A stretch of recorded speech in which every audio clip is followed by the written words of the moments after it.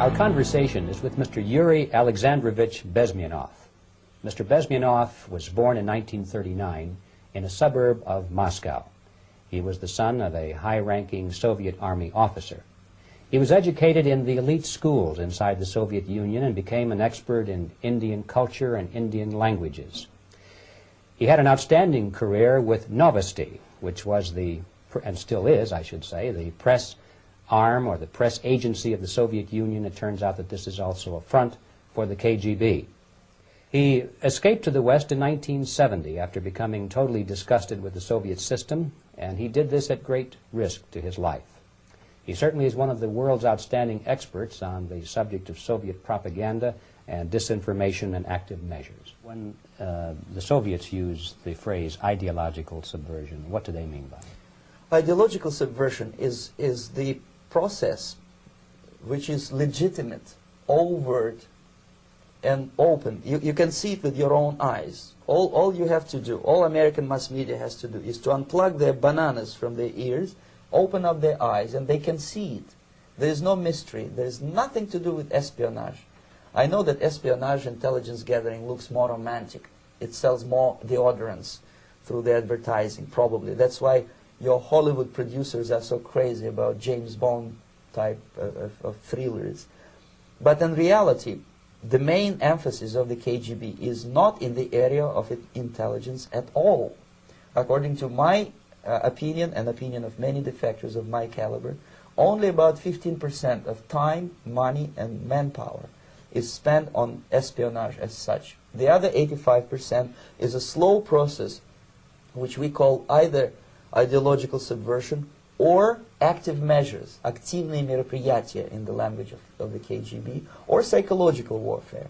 What it basically means is to change the perception of reality of every American to such an extent that despite of the abundance of information, no one is able to come to sensible conclusions in the interests of defending themselves, their families, their community, and their country.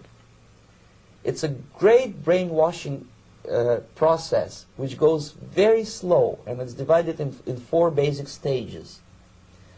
The first one being demoralization. It takes from 15 to 20 years to demoralize a nation. Why that many years? Because this is the minimum number of years which requires to educate one generation of students in the country of your enemy, exposed to the ideology of the enemy. In other words, Marxism-Leninism ideology is being pumped into the soft heads of at least 3 generations of American students without being challenged or counterbalanced by the basic values of Americanism, American patriotism. The demoralization process in the United States is basically completed already. For the last 25 years. Actually, it's overfulfilled because demoralization now reaches such areas where previously not even Comrade Andropov and all his experts would even dream of such a tremendous success.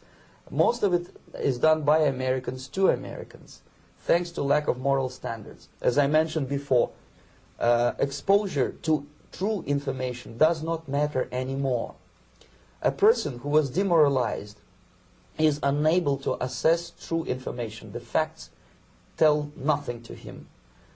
Even if I shower him with information, with authentic proof, with documents, with pictures, even if I take him by force to the Soviet Union and show him concentration camp, he will refuse to believe it until he is going to receive a kick in his fat bottom. When a military boot crashes his, then he will understand, but not before that. That's the tragic of the situation of demoralization. So the next stage is destabilization. This time, subverter does not care about your ideas and the patterns of your consumption. Whether you eat junk food and get fat and flabby, doesn't matter anymore.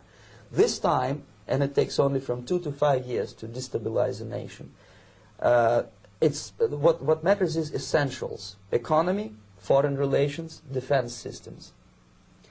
And you can see it quite clearly that in some areas, in such sensitive areas as defense and economy, the influence of Marxist-Leninist ideas in the United States is absolutely fantastic. I could never believe it 14 years ago when I landed in this part of the world that the process will go that fast.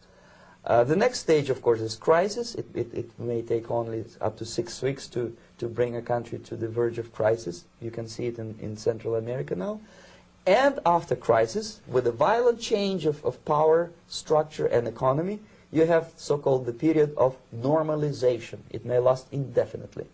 Normalization is a cynical expression borrowed from Soviet propaganda. When the Soviet tanks moved into Czechoslovakia in '68, Comrade Brezhnev said, "Now the situation in brotherly Czechoslovakia is normalized." This is what will happen in the United States if you allow all these schmucks to bring the country to crisis, to promise people all kind of goodies and the paradise on earth, to destabilize your economy, to eliminate the principle of free market competition, and to put a big brother government in Washington, D.C., with benevolent dictators like Walter Mondale, who will promise lots of things, never mind whether the promises are fulfillable or not.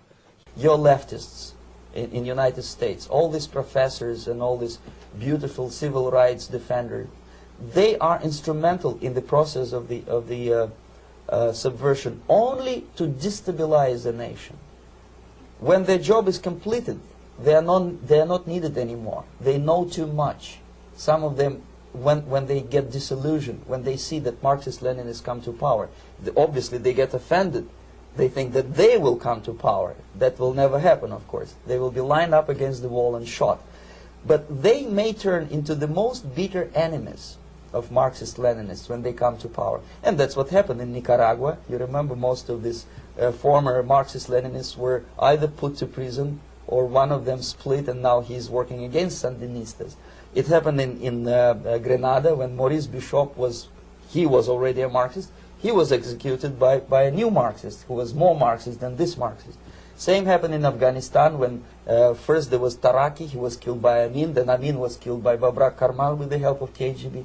Same happened in Bangladesh when Mujibur Rahman, very pro-Soviet leftist, was assassinated by his own Marxist-Leninist military comrades.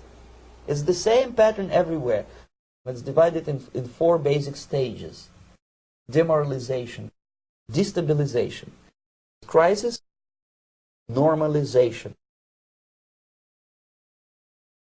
They will be lined up against the wall and shot,